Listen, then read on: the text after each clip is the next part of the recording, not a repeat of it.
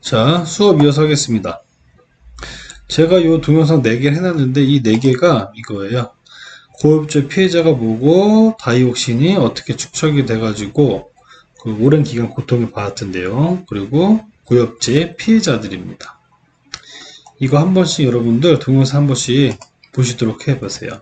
그러면 이 유기화학 물질, 이 환경 호르몬에 해당되는 물질들이 얼마나 무서운지를 여러분이 알게 될 겁니다. 이런 것 때문에 지금 가장 아주 일상생활에서 얻는 피해는 제가 볼 때는 그거 같아요. 뭐지? 이렇게 뭐 몸 가려운 거, 피부 그 질환 있잖아요.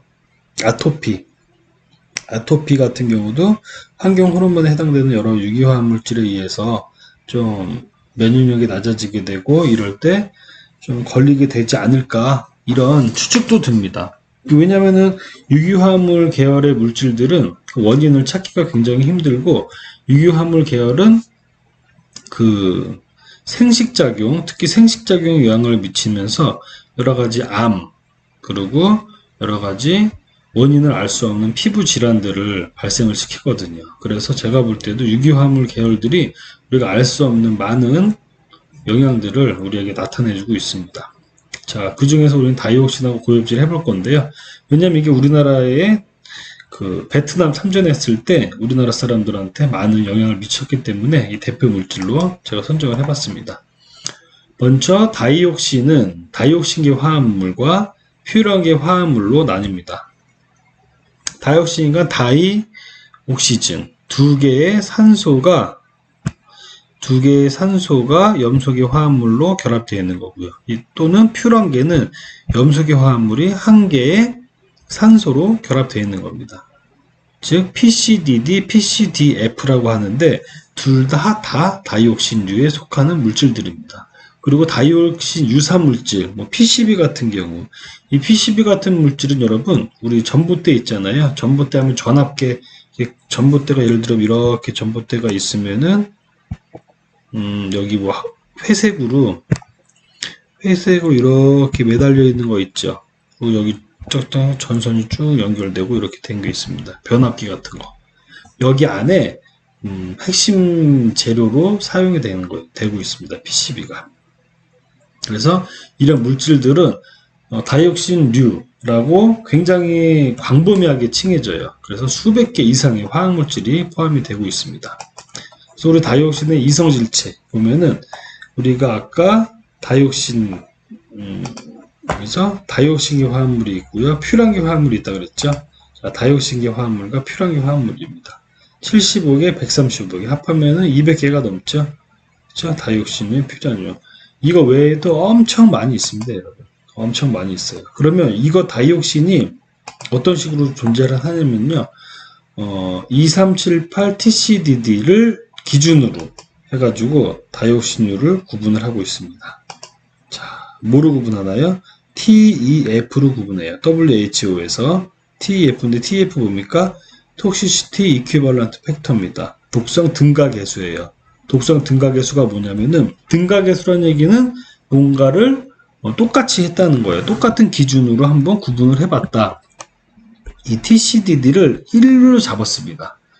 독성의 수치를 1을 기준으로 잡았을 때 기준 상대적인 값들이에요. 1, 2, 3, 7, 8 PCD도 독성이 똑같네요. 그리고 얘는 0.1, 10배가 낮아요. 얘는 100배가 낮고요. 그리고 2, 3, 7, 8 TCDF는 10배가 낮고 쭉쭉쭉 계속 그 독성의 상대적인 수치를 나타낸 겁니다. 이 2, 3, 7, 8 TCD1 이 정도는 뭐냐면요. 청산가리의 10,000배 정도 돼요. 청산가리의 독성의 수치가 10,000배 정도. 그러니까 지구상에서 존재하는 가장 강한 독성 물질이라고도 얘기합니다. 2378 TCDD가.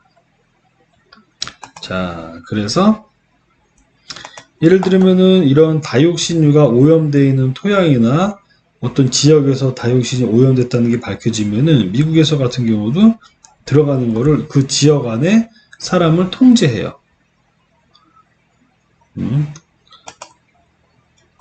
우리나라 같은 경우는 뭐 어떤 경우가 있나요? 이런 다이옥신. 현재 피해가 다이옥신으로 오염되어 있다. 뉴스에 보면은 좀 나와요. 그 미군 기지 이전하는 거 있죠. 그럼 미군 기지가 군부대가 이전을 하게 되면 여러분 우리 대부분 알 거예요. 군부대에는 굉장히 많은 오염물질이 발생을 합니다. 뭐 기름도 막 쭉쭉쭉 흐르죠 땅에. 그럼 그냥 덮어버리잖아요. 그죠? 그리고 화약, 탄약 이런 물질들도 많을 거고요. 알 수 없는 생화학 물질들이 조금씩 흘러나갔을 수도 있습니다. 우리가 모르는 사이에 수십 년간 아주 그 군부대들이 뭐 보통 40년, 50년씩 됐잖아요. 그죠? 미군 부대도 수십 년 됐고요. 우리나라 각 부대들도 굉장히 오래됐습니다. 그렇기 때문에 그 지역들은 굉장히 오염도가 높은데 그 뉴스에서 나오죠. 미군 부대가 이전할 때 거기에 다이옥시니 물질들이 있다. 이것들을 어떻게 정화할지는 미국과 한국에서 외교적인 문제에도 많이 부딪히기 때문에 또는 비용도 많이 발생하죠. 그래서 굉장히 민감한 사항으로도 작용이 되고 있는 상황입니다. 자, 우리나라 이제 이 고엽제도 다이옥신류 물질 중에 하나인데, 고엽제 같은 경우는 뭐냐면 살초제입니다. 살초제.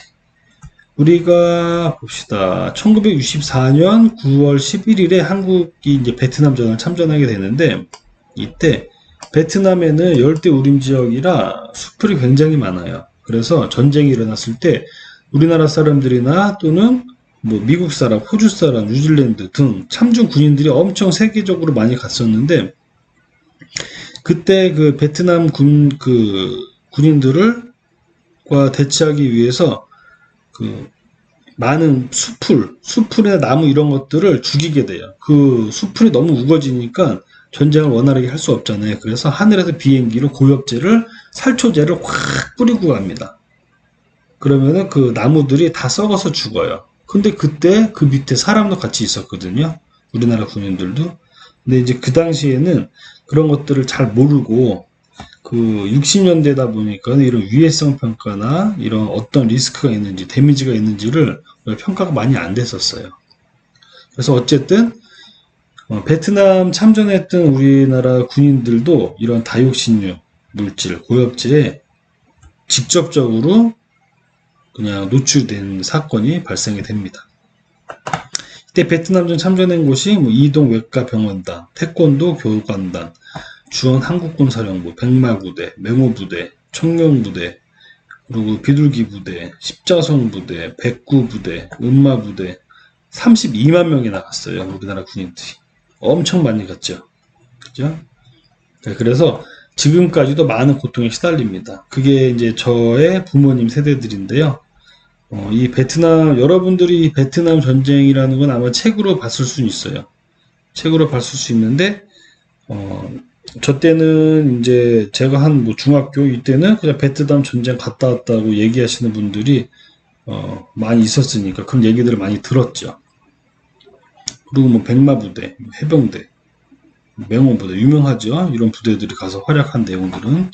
자, 어쨌든 이런 유기화합물 계열들이 환경 호르몬의 역할로서 작용을 하고, 지금 이게 우리나라에서도 이 고엽제나 다이옥신류 물질에 노출된 사건이 있다는 걸 여러분께 참고로 말씀드리려고 갖고 왔습니다. 자, 그래서 유기화합물 계열 중에서도요, 휘발성 유기화합물에 대한 문제점도 하나 있었어요. 이건 뭐였냐면은, 결론부터 잠깐 보면은, 생리대 유해물질 조사. 생리대에서 그 휘발성 유기화합물이 발생돼 가지고 많은 문제가 있었죠. 이거 한 2, 3년 전에 나왔을 거예요. 자, 용어 먼저 정리할게요. VOC, TVOC, 5VOC 있습니다.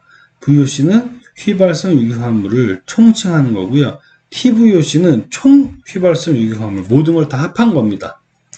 그리고 5VOC는 벤젠, 톨루엔, 에틸벤젠, 자일렌, 스티렌 이 5가지 대표적인 휘발성 유기화합물질을 5VOC라고 명명하고 있습니다. 자, VOC의 특징, 볼레타일 오가닉 컴파운드인데 굉장히 휘발성이 강한 거죠. 자, 끓는 접이 낮다. 그렇기 때문에 대기 중으로 쉽게 증발되는 물질입니다. 그리고 유기화합물을 총칭하는 거예요, VOC가. 이런 물질들은 피부 접촉이나 호흡기, 흡입을 통해 신경계의 장애를 일으키는 물질들입니다. 그리고 5VOC의 경우는 급성동성을 일으킬 수 있는 독성 화합물로 분류되기도 합니다. 자, 그러면 이 휘발성 유기화합물이 어떤 사건을 우리한테 발생되는지 한번 볼게요. 자, 강원대 김만구 교수팀의 연구에 의해서 생리대 유해 물질이 검출되었다. 그리고 시험 대상의 생리대 10종 모두 VOC가 검출됐다. 특히 릴리안 제품의 VOC 검출 농도가 가장 높았다. VOC 때문에 이제 생리불순 등 일부 릴리안 사용자들이 겪은 건강 이상 증세를 유발시킨 것이 아니냐는 추측에서 나오면서 주목이 됐고, 식약처는 이러한 문제들로 인해서 유해물질 104종에 대해서 모든 검사를 전수하였습니다. 자, 요 뉴스 한번 볼게요. 여러분들이 1학년, 2학년, 3학년 다 아마 모를 수도 있을 것 같네요. 이게 그래도 몇 년 전에 있던 내용이라. 자,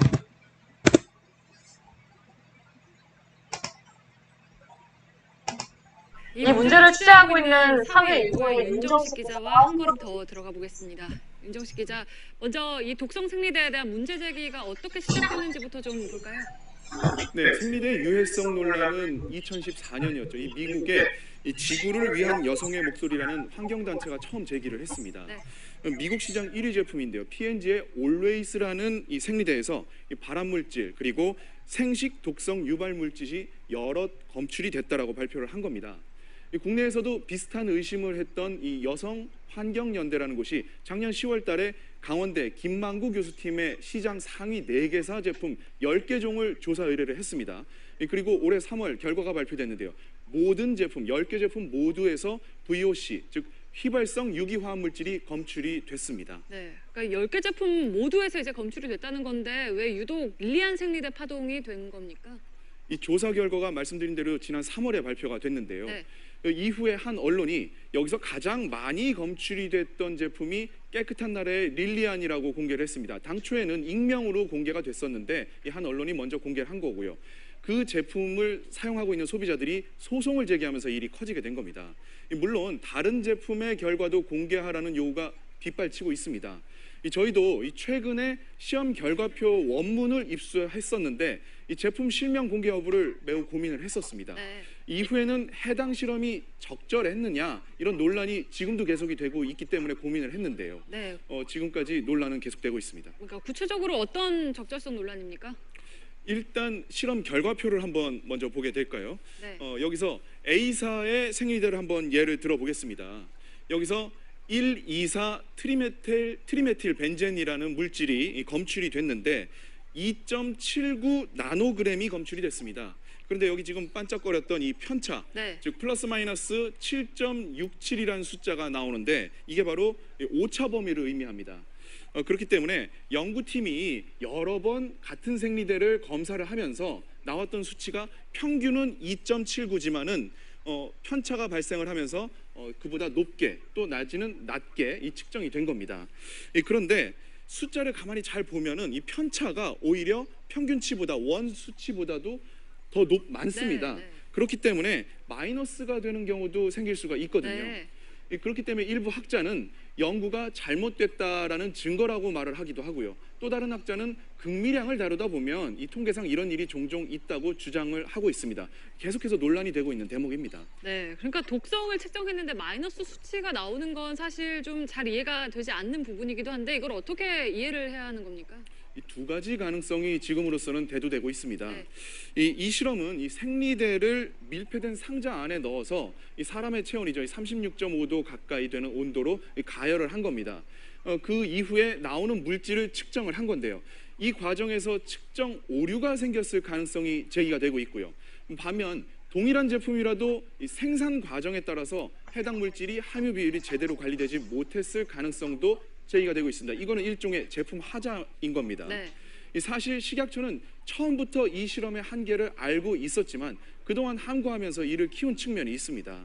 어쨌든 식약처가 어제 구성했던 생리대 안전검증위원회가 오늘 이 김 교수의 연구는 과학적으로 신뢰할 수 없다 이런 의견을 내놨고요. 이 때문에 저희도 이 조사 대상의 회사와 또 수치는 공개를 하지만 네. 구체적인 제품명은 가리기로 결정을 한 겁니다.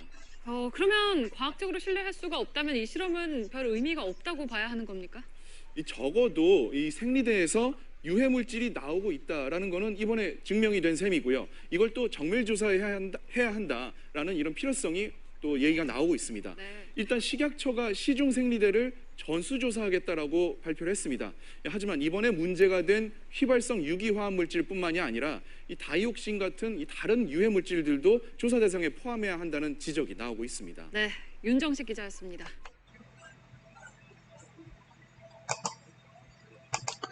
자,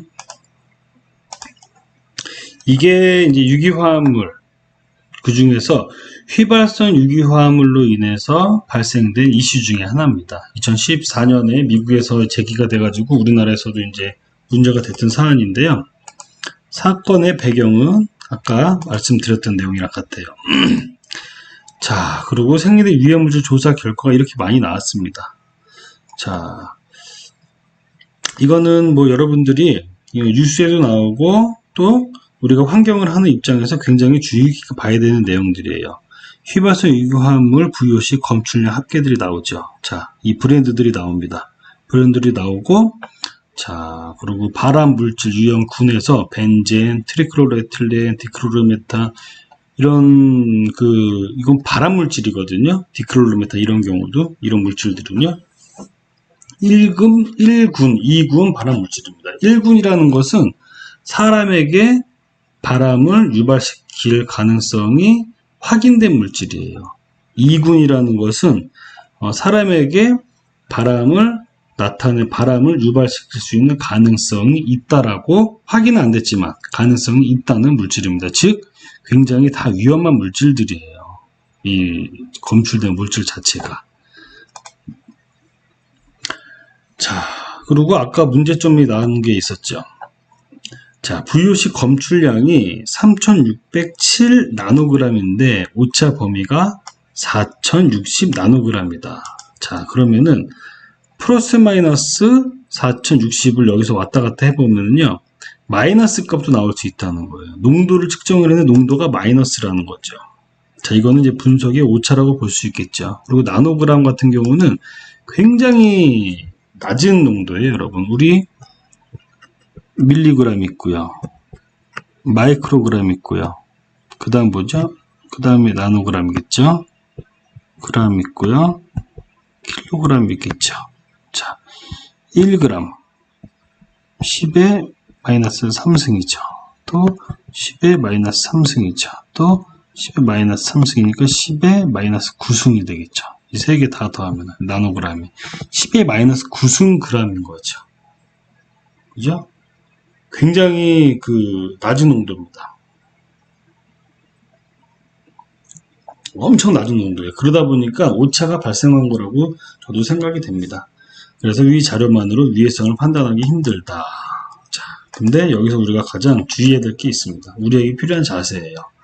우리가 사용하는 것에 대해서 정확한 지식을 가지고 있어야 된다. 그리고 우리의 몸은 현재도 알지 못하는 곳에서 여러 가지 성분들을 흡수하고 있습니다. 우리가 알 수 없는 물질들이 굉장히 많이 개발되고 산업화가 되고 우리에게 노출이 되고 있거든요. 우리에게 필요한 것은 가까이, 해가 되는 것은 멀리하는 지혜가 필요하다.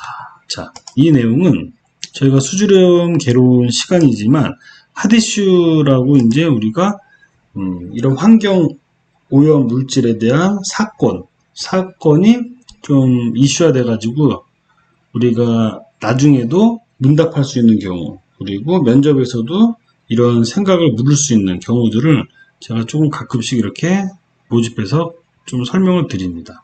이 다음에는 이제 미세 플라스틱도 나중에 설명을 좀 드릴 거예요. 자, 그래서 오늘은 유기화학 물질 계열에 대해서 좀 했고요. 환경 호르몬에 대해서도 했습니다. 자, 이런 내용들은 아주 기초적인 것만 했어요. 왜냐면은 이제 정식 교과 과정에서 다루는 내용, 깊게 다루는 내용은 아니기 때문에 한 거고요. 다음 시간부터는 아마 이제 수질 오염 물질들, 그리고 오염원 현황들, 그리고 각각의 오염 물질들을 계산하는 방법들에 대해서 본격적으로 수업이 진행될 겁니다. 그리고 LID 숙제 내드린 거 있죠? 이거 한 번씩 읽어보시고 숙제를 꼭 진행해 주시기 부탁드릴게요. 그리고 제가 이 강의 자료는 제가 올려가지고 여러분들이 여러분께 배포할 수 있는 방법을 빨리 찾아내가지고, 왜냐면 인원수가 좀 많아서 그렇거든요. 원활하게 배포할 수 있는 방법을 찾아서 배포해 드리도록 하겠습니다. 자, 수업은 여기까지 하겠습니다. 고맙습니다.